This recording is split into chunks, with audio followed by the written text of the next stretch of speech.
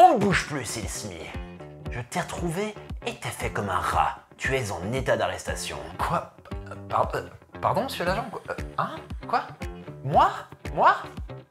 Mais non! Mais en état d'arrestation? Mais pourquoi? Pourquoi? Pour titre putaclic et discours provocateur dans ta dernière vidéo sur le DI2. Tout ce que tu pourras dire à partir de maintenant pourra être retenu contre toi devant la cour de justice de YouTube. Yes, it's turning. It's turning, ça veut rien dire.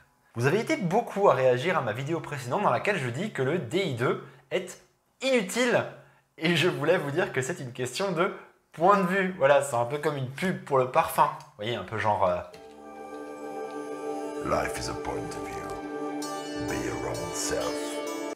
Et c'est pourquoi, aujourd'hui, on va regarder ensemble pourquoi le DI2 est en fait indispensable. C'est parti.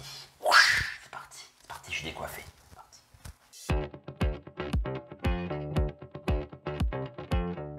Première raison pour laquelle le DI2 est indispensable, la maintenance. Contrairement à des câbles qui coulisseraient entre votre shifter et votre dérailleur, le DI2, une fois réglé, ne bougera plus si vous ne changez rien d'autre sur votre vélo. Un câble mécanique peut se détendre, demander du réajustement. Ce ne sera pas le cas pour le DI2, donc en théorie, une maintenance plus faible.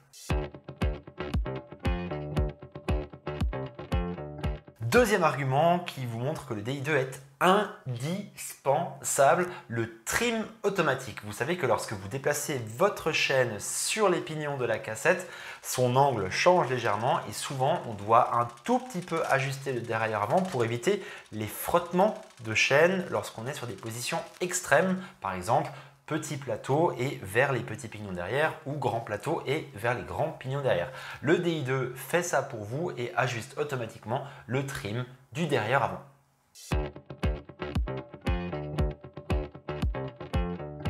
L'ergonomie, surtout pour les changements vers le grand plateau, lorsqu'on a les doigts endoloris, qu'il fait froid, qu'on a fait une longue distance, c'est vrai qu'un tout petit appui sur un bouton est plus confortable qu'une longue pression qui accompagne tout le levier avec un système mécanique, d'autant plus si c'est un système interne avec des gaines qui font des virages serrés et donc un coulissement moins important. Le sync shifting ou synchro shift ou semi-sync shifting. Alors le synchro shift, qu'est-ce que c'est? C'est un système qui permet d'uniquement penser en vitesse plus dure ou plus facile. On peut donc se concentrer sur deux boutons et simplement se dire voilà, j'ai envie de pédaler plus fort, j'ai envie de pédaler moins fort et c'est le DI2 qui se chargera de changer de plateau et de changer de pignon pour vous pour avoir une montée ou une descente progressive dans les vitesses. Parfait pour les débutants. Coach Fred m'a aussi dit que c'est quelque chose qu'il utilisait sur son vélo de contre-la-montre puisque certains shifters Shimano ne proposent qu'un bouton par shifter et donc il ne pouvait pas mettre le bouton montée et descente sur les plateaux et le bouton montée et descente sur les pignons.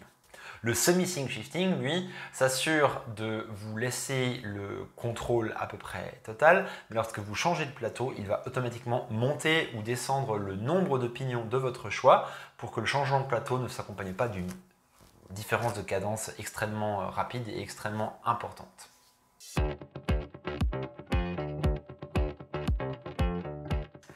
Les limites programmées et programmables qui évitent de croiser sa chaîne de manière extrême. Croiser sa chaîne de manière extrême, c'est compromettre la durée de vie de son matériel, c'est rouler avec un bruit peut-être désagréable, des frottements et du coup aussi perdre en efficience. Donc ces limites vous permettent de sauvegarder tout ça et de rouler de manière plus efficace.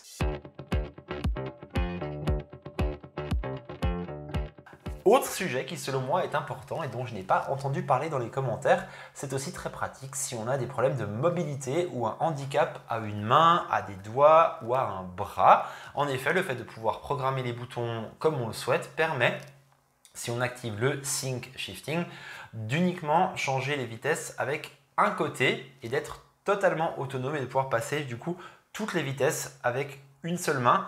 Donc voilà, en cas de handicap, c'est plutôt très bien, je pense.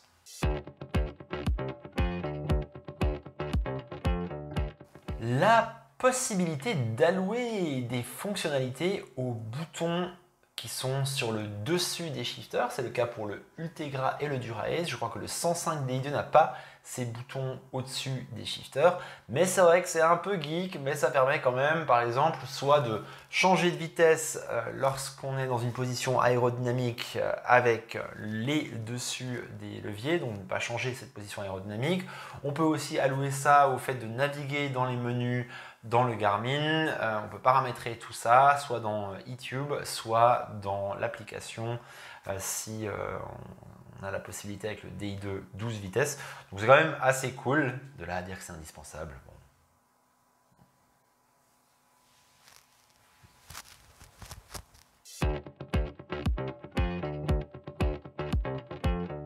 La facilité de montage sur le DI2 12 vitesses. Le DI2 12 vitesses possède des shifters complètement sans fil. Il y a simplement des fils entre la batterie et le dérailleur avant éventuel et le dérailleur arrière. Donc ça permet d'assembler son vélo plus facilement et ça permet aussi d'avoir une chose de moins à faire attention lorsqu'on s'occupe de la maintenance de son vélo.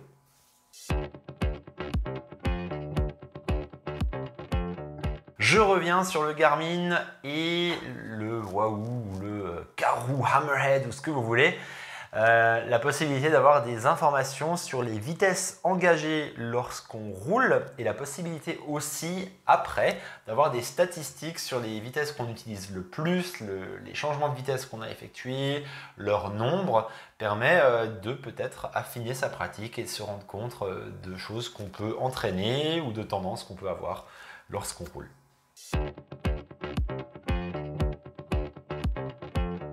Et enfin, la liberté que cela peut donner aux fabricants de cadres et aux marques de vélos pour fabriquer des cadres de forme innovante sans devoir prendre en compte un trajet de câble ou de gaine ayant des virages réguliers et doux, sans devoir faire de trous, de petites fenêtres de visite pour aller faire l'entretien du passage interne.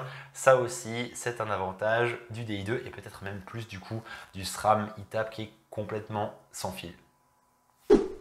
Voilà, j'espère que cette vidéo vous aura plu. Si tel est le cas, n'hésitez pas à vous abonner, à me soutenir sur Tipeee, à mettre un petit pouce, à activer la cloche. C'est la meilleure moyen, oui, de soutenir la chaîne. Il est tard. Je vais encore monter cette vidéo, la publier pour vous dans les prochains jours. Et en attendant, je vous fais des becs, je ne sais plus parler, je fais des bisous. On va faire un vrai bisou qui fait une vraie trace sur l'objectif. On le fait? On le fait? C'est dégueulasse.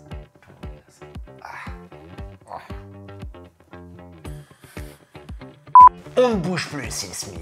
T'es fait comme un rat et t'es en état d'arrestation, mon petit. On ne bouge plus, Silsmi. Vous êtes en état d'arrestation. On ne bouge plus, Silsmi. Vous êtes en état d'arrestation et vous êtes fait comme un rat. On ne bouge plus, Silsmi. Je t'ai retrouvé et t'es fait comme un rat. On ne bouge plus, Silsmi. Tu es fait comme un rat. Pourquoi ?